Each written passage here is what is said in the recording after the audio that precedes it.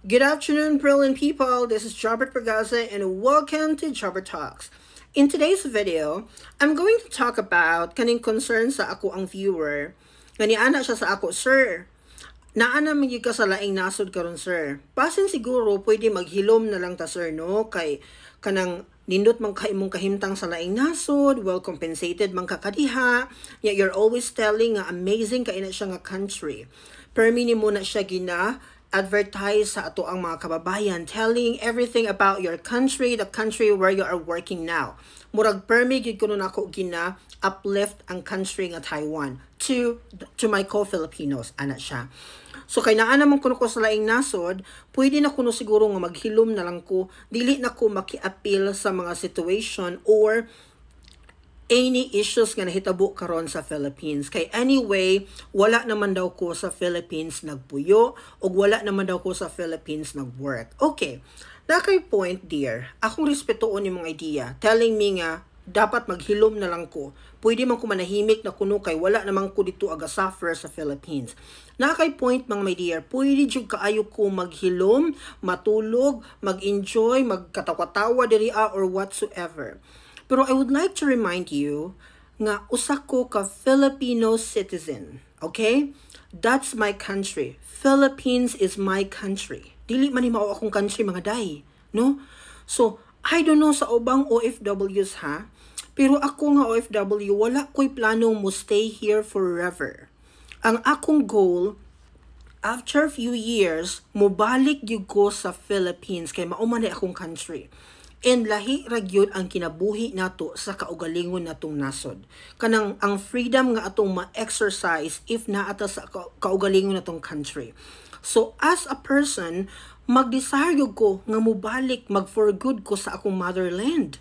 So dili wala ko nagpasabot nga because happy na kay ko diri, gwapo na kay kong kahimtang, mupuyo na ko diri for the rest of my life. No! Dili na akong plano, and I think maupo na plano sa kadaghanang OFWs all over the world.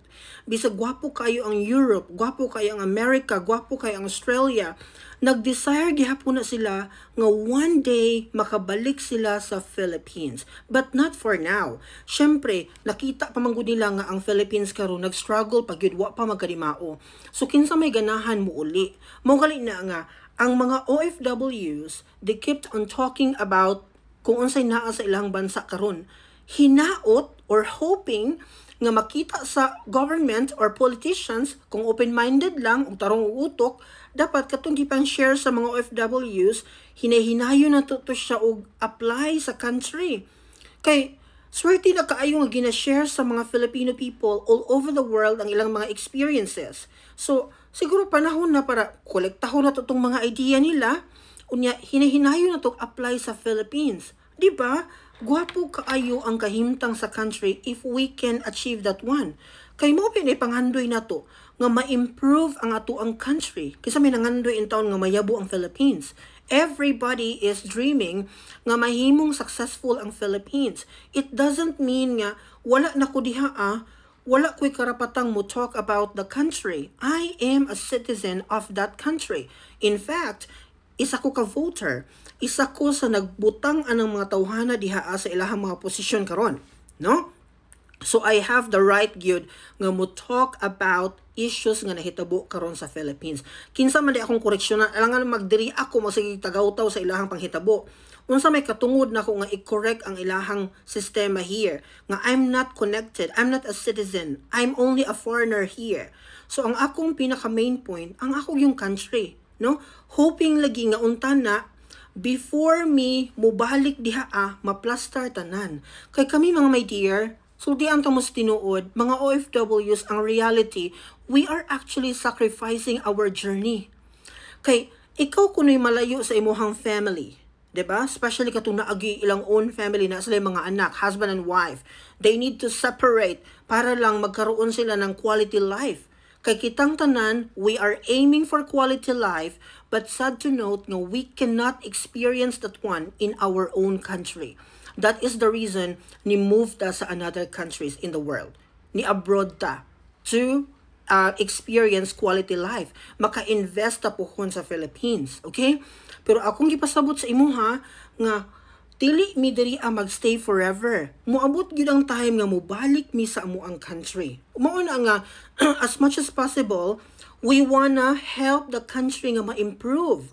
Kana bang mubarato ang palaliton, mudako ang salary sa mga employees. Ingon ana, kay mao ba ni pinaka problem diha? Mahal ang palitunon, gamay sweldo ang mga tao, daghay tax nga sige kaltas ilahang mga salary, so poverty is rampant. Kay mao man ang sitwasyon karon. Nakita nimo? So instead of telling me nga manahimik na lang just because I'm no longer in the country, why not you share my video, you share my post, you support my ideas, kay kana siya makatabang na siya para makamata ang atuang politics, ato mga politicians karon nga way mga klaro. Diba?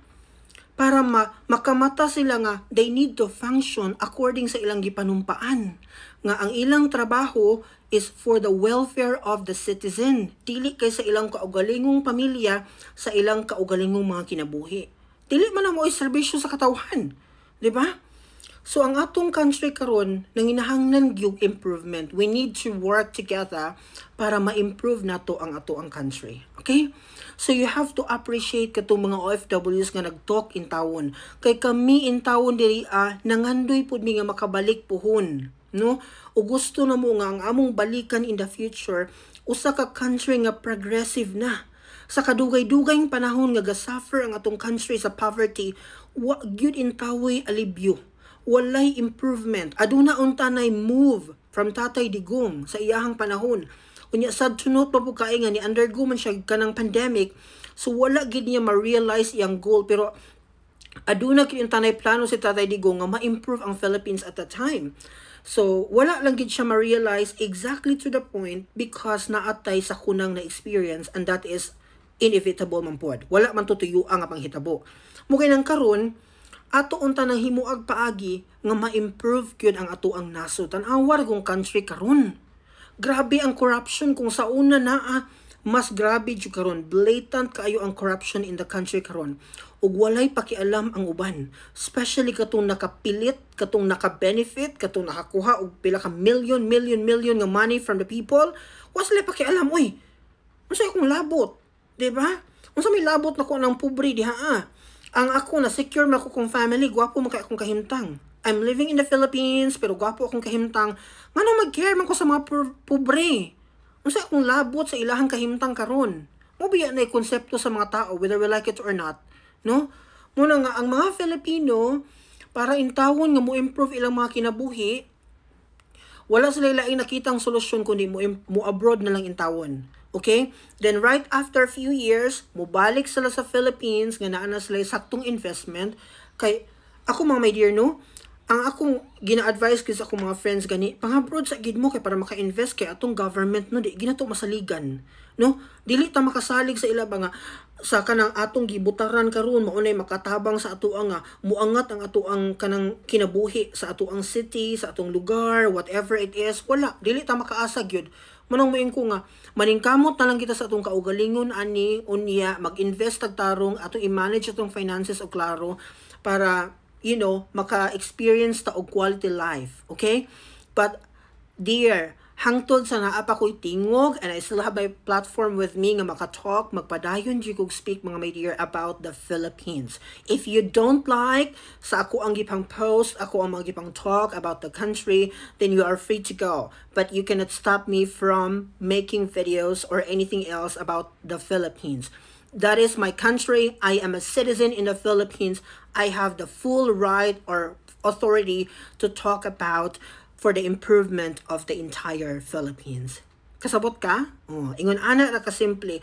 Hopefully, you're also working hard nga ma-improve ang atong country. Okay? Di man siya competition, dear. Dili man siya competition. You can also make your simple action para matabangan ang Philippines in general. Okay? So that would be all for today. See you again tomorrow for another conversation. Bye-bye!